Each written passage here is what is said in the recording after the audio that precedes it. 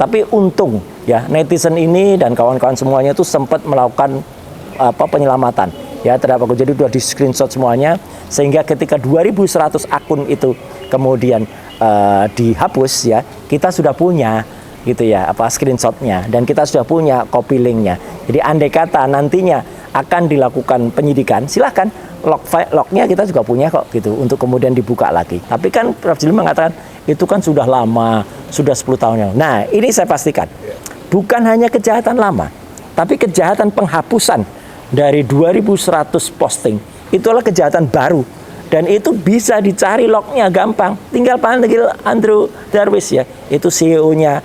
Wah ini Mulyono harus diajak ke sini nih Jokowi, ini seneng dia kolam kodok ini. Iya toh, seneng dia kalau ada ini, langsung mindahin kodok-kodoknya.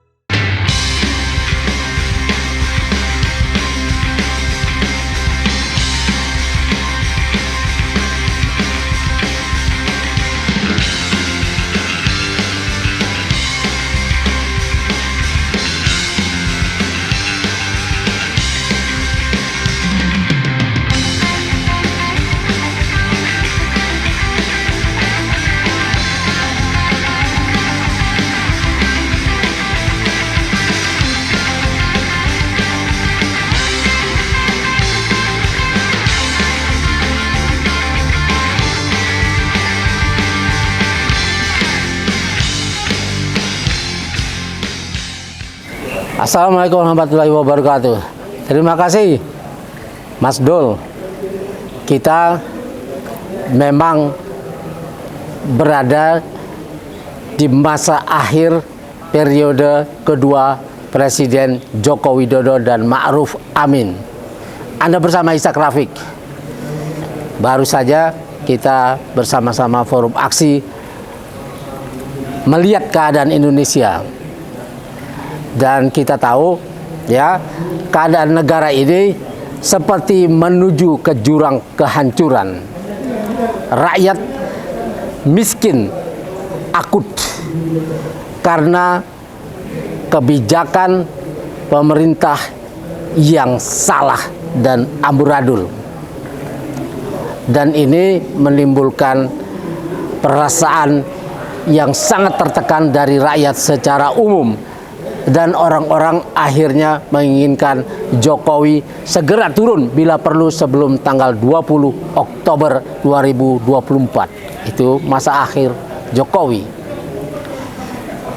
Nah, saudara-saudara sekalian, kita tahu bahwa ada banyak kasus yang tidak diselesaikan. Pertama, kita masih ingat ada kasus pencucian duit 349 triliun di Departemen Keuangan, di Kementerian Keuangan. Itu duit yang sangat besar dan sampai sekarang tidak sampai ke pengadilan. Padahal menurut laporan itu semua sudah jelas siapa-siapa, orang-orangnya sudah ada nama-namanya, tapi belum sampai ke pengadilan. Pada saat Mahfud MD menjadi Menteri Menko Polhukam, sebetulnya ada peluang itu untuk memerintahkan Jaksa Agung menuntut itu. Tapi itu tidak dilakukan karena pemerintah menginginkan agar kasus ini berlarut-larut dan lama, dan akhirnya dibuatlah Satgas khusus untuk itu, dan akhirnya tidak sampai ke pengadilan. Ada juga penggangsiran hidup mewah dari para petugas pajak dan bea cukai yang menggunakan pajak rakyat ini untuk hidup mewah. Ini juga belum sampai ke pengadilan. Lalu ada penghasilan duit Telkomsel ya, yang diarahkan oleh Menteri BUMN Erick Thohir ya, untuk membeli saham GoTo 6,2 triliun. Dan ini setelah dibeli sahamnya oleh Telkomsel, yang di sana ada abangnya Boy Thohir, ya Garibaldi Boy Thohir, kemudian saham GoTo terus anjlok sehingga negara dirugikan 3,2 triliun. Ini adalah kejahatan karena berbisnis ya mengarahkan BUMN untuk membeli dan memperkaya orang lain. Kemudian ada bisnis PCR antara ya bersama Erick Thohir bersama Luhut Binsar Panjaitan. Dua-duanya punya wewenang di situ ketika pandemi, tapi mereka malah berbisnis PCR dan ini katanya menghasilkan duit 10 triliun dan ini mestinya kembali kepada negara karena negara dirugikan oleh hal-hal yang macam gini. Lalu ada penyerobotan hutan 3,3 juta hektar. Yang ini juga tidak diusut habis, tidak sampai ke pengadilan, ya. Dan Luhut Binsar Panjaitan mau memutihkan itu dan ini masih terkatung-katung. Sebetulnya para penyerobot ini harus dihukum, bukan dibuatkan jalan untuk memutihkan itu. Sedangkan rakyat kalau mengambil sedikit saja tanah atau menebang 1-2 pohon, dia sudah dihukum berat. Dan petani kita memerlukan tanah itu, mestinya diberikan kepada petani dan para penyerobot hutan ini dihukum berat. Lalu ada keinginan mengimpor, ya Cina mau membuka hutan 1 juta hektar rencananya di Kalimantan, dan ini artinya kita mengimpor petani dari Cina pada saat petani kita ini kekurangan lahan. Hal-hal seperti inilah yang membuat negara ini bangkrut, ya menuju kehancuran, di mana DPR-nya yang mestinya mengontrol ini tidak melakukannya, sehingga semua kejahatan ini berjalan dengan gampang dan merugikan negara.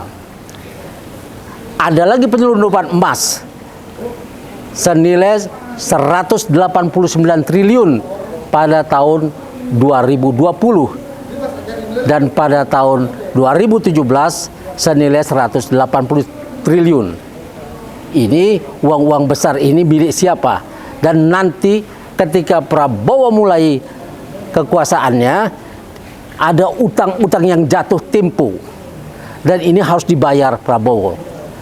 Pada tahun 2025 yang jatuh tempo, utang yang dibuat oleh Jokowi ini 800 triliun lebih. Sedangkan ada uang yang seperti itu tidak diambil oleh negara dan DPR-nya tidak mau mengontrol itu. Nah, saudara-saudara sekalian, hal-hal seperti ini membuat kita kehilangan wakil rakyat, yang wakil rakyat ini memang dikendalikan oleh bos yang sama, yaitu oligarki. 30 grup usaha menikmati semua privilege di zaman Jokowi 2 periode. Saudara-saudara sekalian, inilah yang membuat negara kita menuju kebangkrutan yang luar biasa dan rakyat memasuki arena yang mengerikan, yaitu kemiskinan yang akut. Ya, pada saat yang sama pemerintah menjadi tidak kreatif, pasir pun mau dijual dan dibuat undang-undangnya dilegalkan oleh DPR, sehingga kita kembali ke zaman batu menjadi pemulung lagi pada saat dunia sudah berkembang sedemikian rupa yang mestinya kita ke hilir, kita kembali ke hulu menjadi pemulung, menjual pasir. Dan ini akan menyebabkan kerusakan lingkungan yang luar biasa, karena pasir itu kalau dikeruk di tengah laut sana, maka pasir yang ada di daratan akan turun ke bawah, dan itu rumah-rumah petani, kampung-kampung nelayan akan masuk laut. Ini menimbulkan kemiskinan baru dan persoalan lingkungan yang luar biasa. Tidak boleh dibiarkan. Pemerintah baru harus menghentikan ini. Kalau pemerintah sekarang yang masih ada waktu 14 hari tidak mau melakukannya. Kejahatan ini adalah kejahatan segitiga, ya, di mana pemerintah, penguasa, dan wakil rakyat berkolaborasi untuk bos yang sama, yaitu oligarki. 30 grup usaha akan menikmati ini. Semua daerah-daerah yang kaya mengandung tambang dan daerah-daerah strategis seperti Rempang, Morowali, Banten, Tanjung Pasir, kemudian Papua, Wadas, Kendeng, dan lain-lain, itu akan mengalami hal-hal seperti ini, di mana undang-undangnya telah dibuat oleh DPR untuk kepentingan konglomerat ini. Saudara-saudara sekalian, ini harus dihentikan dengan dari atas, bukan cuma dari bawah. Yang dari bawah akan demo saja, tapi DPR dan pemerintah bertanggung jawab atas kerusakan ini dan pemiskinan negara dan rakyat. Wah, ini Mulyono harus diajak ke sini nih Jokowi ini, seneng dia kolam kodok ini. Iya toh? Seneng dia kalau ada ini. Langsung mindahin kodok-kodoknya. Alhamdulillah pada saat ini kita bersyukur karena satu demi satu bukti itu terkuak, dan ini tidak lepas dari pertolongan Allah Subhanahu wa taala, Tuhan yang Maha Kuasa, bahwa perjuangan kita sedikit demi sedikit meskipun berat itu mulai menampakkan hasil. Kenapa saya bilang berat? Karena beberapa waktu yang lalu teman-teman juga sudah tahu bahwa saya dilaporkan ke Barreskrim oleh sekelompok pasukan yang menamakan dirinya itu pasukan bau tanah, ya. Saya nyebutnya bau tanah, bukan bawah tanah, karena kalau bawah tanah nggak konsisten. Bawah tanah ya harusnya di dalam tanah terus, kok ini keluar. Tapi kan sudah bau tanah nih, sudah hampir masuk ke tanah lagi gitu ya. Nah, kenapa saya bilang kita harus bersyukur? Karena meskipun awalnya mungkin teman-teman di Tempo itu agak-agak berat gitu ya mengeluarkan, tapi ya alhamdulillah mulai kemarin mereka mulai merilis ya di dalam bocor alusnya, yaitu Mas Pram, Mbak Cica, dan juga teman di sana ya, artinya Mas Abri, itu kemudian mengeluarkan rilisnya tentang FUFAFA. Dan ini ada yang menarik ya, luar biasa. Mereka kan selalu mendapatkan informasi A1 dari dalam. Sebenarnya saya pernah dengar informasi ini, tapi kan lebih bagus kalau misalnya ada institusi lain yang mengatakan. Sama seperti ketika kita juga menunggu sebenarnya teman-teman dari Fakultas Psikologi UI atau Universitas Indonesia untuk menemukakan penemuannya atau risetnya tentang FUFAFA. Dan Prof. Hamdilul dan kawan-kawan itu juga sebentar lagi akan merilis. Dan ini kalau sudah merilis, maka bagus sekali ya temuannya. Nah, apa yang dirilis oleh Bocor Alus Tempo ini memang menarik. Karena kabarnya mereka dapat kabar bahwa 2 minggu yang lalu sebenarnya ketika ini heboh, ya itu kemudian sudah ada perintah untuk langsung ke BSSN. BSSN itu adalah Badan Cyber dan Sandi Negara. Itu institusi resmi negara yang biasanya memang selain dia memvalidasi kalau ada temuan, dan itu biasanya diandalkan oleh Kementerian Kominfo, dan juga diandalkan nantinya kalau misalnya ada penyidikan di aparat, itu akan. Dan ternyata temuan dari BSSN ini mengejutkan. Karena apa? Karena akun FUFAFA yang ada di Kaskus beberapa tahun yang lalu itu memang valid, itu adalah milik Wapres terpilih.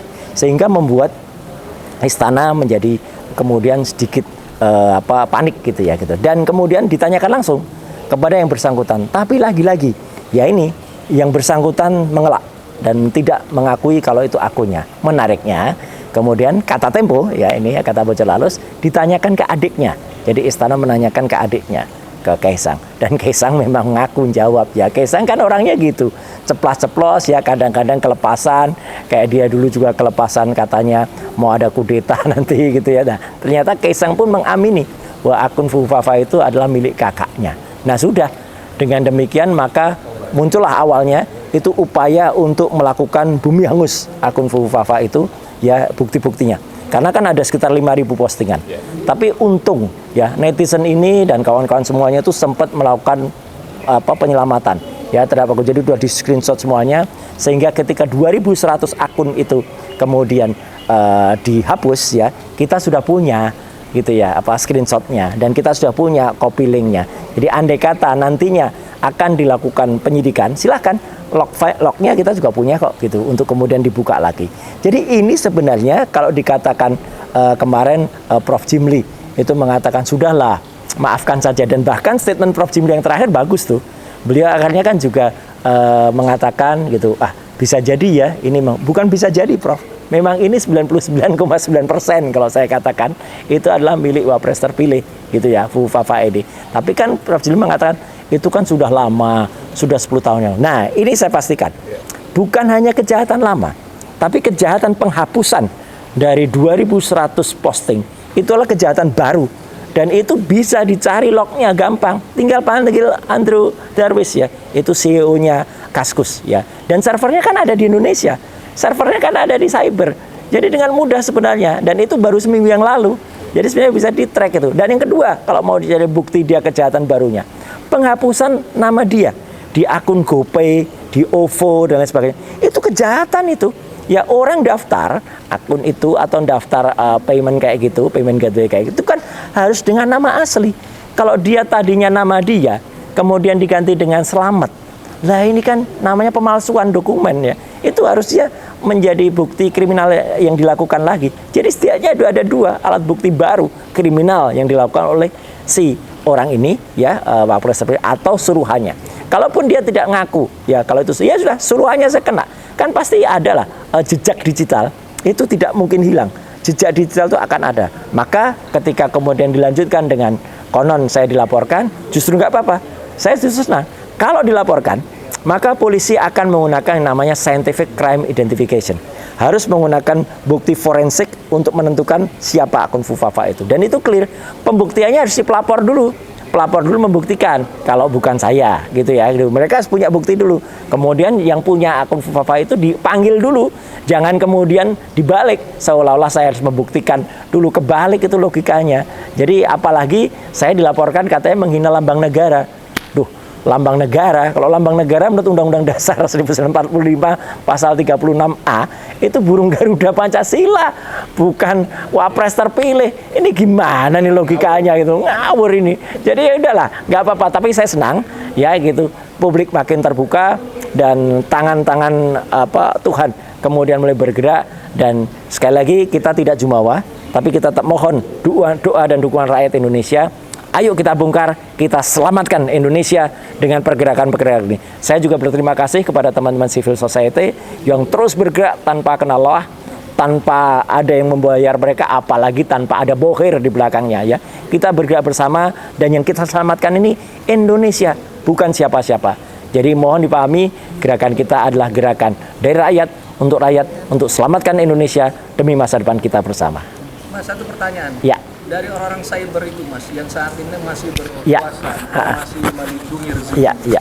ada nggak kesempatan mereka untuk menghapus atau mengganti nama Fufafa itu Mas, akunnya itu? Ya, kalaupun diganti, ya sekarang kan saya juga ini sekaligus kritik juga ya kepada teman-teman yang dulu disebut pakar IT, pakar cyber, bahkan juga saya ketawa kemarin ada katanya ahli keamanan cyber diundang di salah satu TV nasional, ternyata dia omongannya juga sama, sudahlah ini sudah 10 tahun yang lalu, sudah nggak ada gunanya lagi diungkap, kita harus mengedepankan perdamaian. Ini orang cyber kok ngomongannya kok malah soal perdamaian, jadi orang sosial kayak gini. Ayo kita buktikan. Kalaupun mau ada yang mengganti, tentu saja log file itu akan bisa membuktikan kepalsuan mereka. Contohnya ketika akan diganti nomor handphone plus 6289750 sekian belakangnya 33 itu mengganti Slamet. Tapi kan nggak bisa. Bukti otentik mengatakan ketika yang bersangkutan daftar selaku calon wali kota Solo, tanda tangan dia sendiri, dia nulis nama dia sendiri dengan alamat dia sendiri, tanggalnya dia nulis nomor handphonenya ya plus 6289750 sekian 33, dan di bocor halus Tempo juga terbukti. Teman-teman kayak Mas Pram, kayak Mas Abri, kayak Mbak Cica itu juga dulu tuh kalau kontak yang bersangkutan itu pakai nomor telepon itu, bukan nomor telepon yang baru. Jadi kalau itu mau diganti jejak digitalnya, kebohongan apa lagi yang mau dilakukan gitu loh. Jadi itulah clear banget. Dalam menghadapi tuduhan itu, Mas Roy santai-santai aja ya? Ya, saya bukan berarti saya jumawa, bukan berarti saya kemudian sok berani, enggak. Orang tentu saja ada ukurannya, tapi saya berani karena insya Allah benar, saya berani karena insya Allah pegang data, dan mari kita buka-bukaan saja. Dan insya Allah ini bisa berguna bagi masyarakat.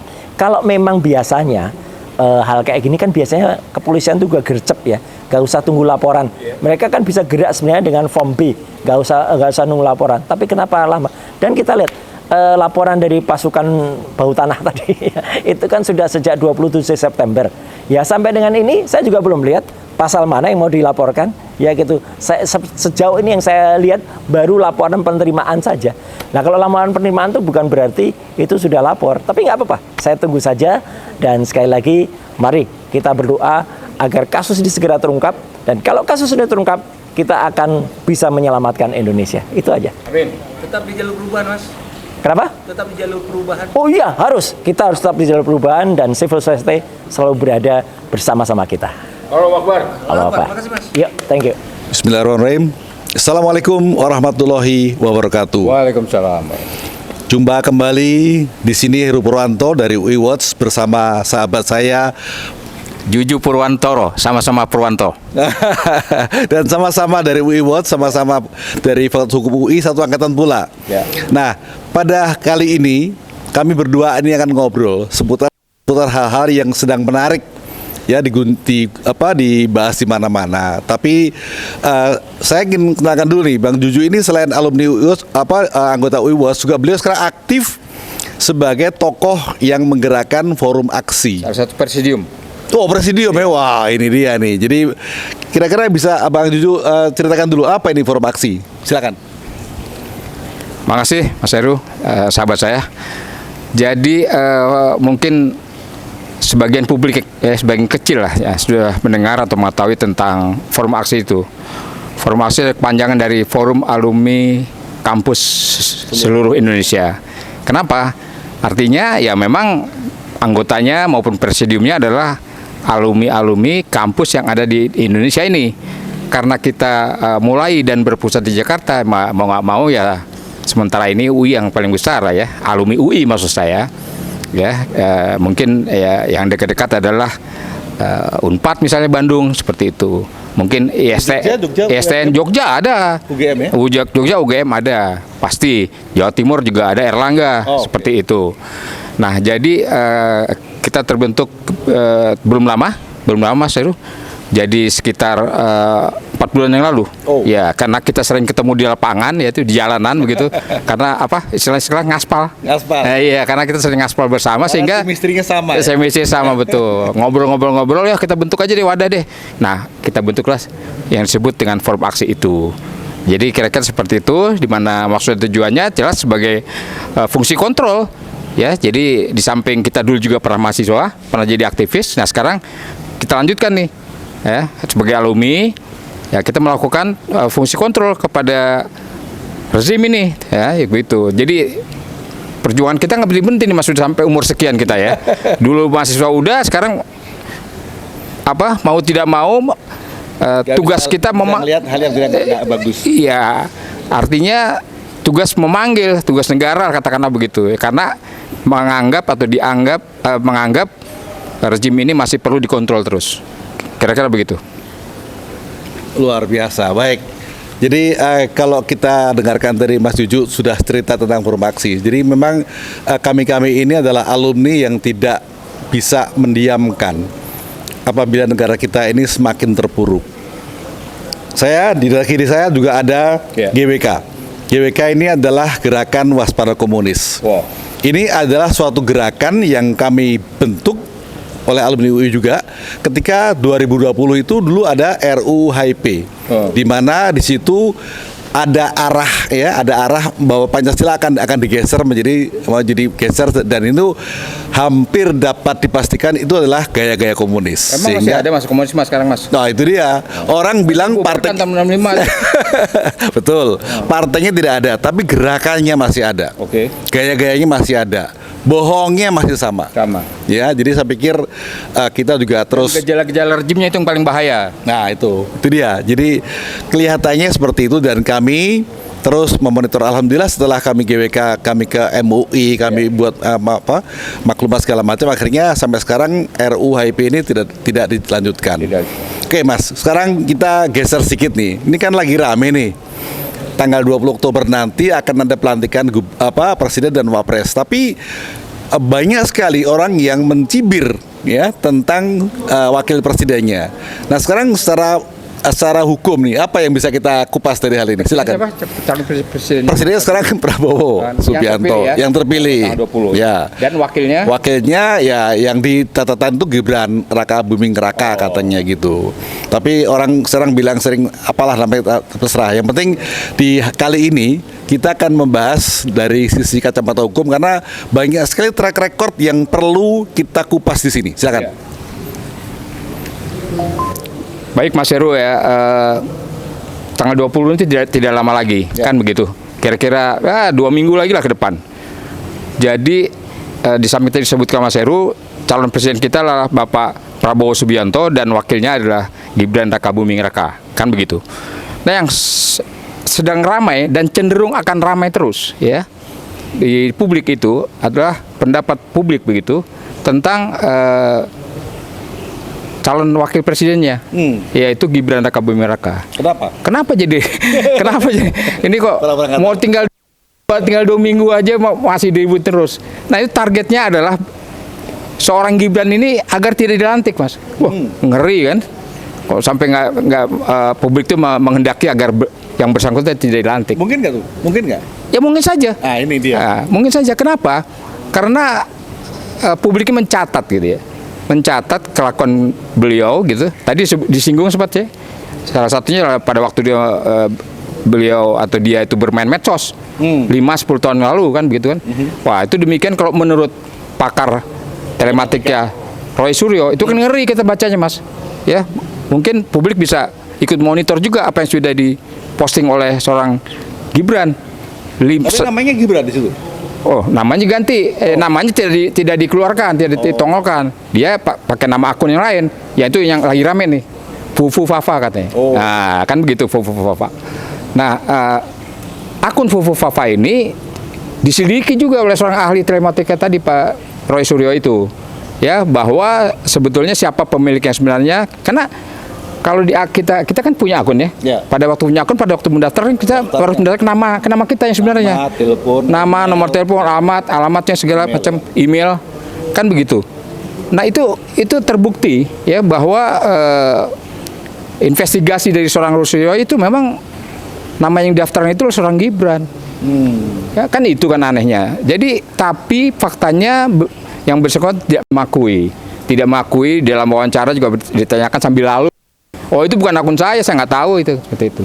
Padahal ini udah terkuak, udah terbuka di publik bahwa itu memang akunnya Gibran. Sekarang pertanyaannya kenapa dia mengelak? Apa ada di kontennya ada menarik? Bukannya menarik lagi. Wah ini kalau orang kita bilang ngeri gitu ya, ngeri sedap kata begitu.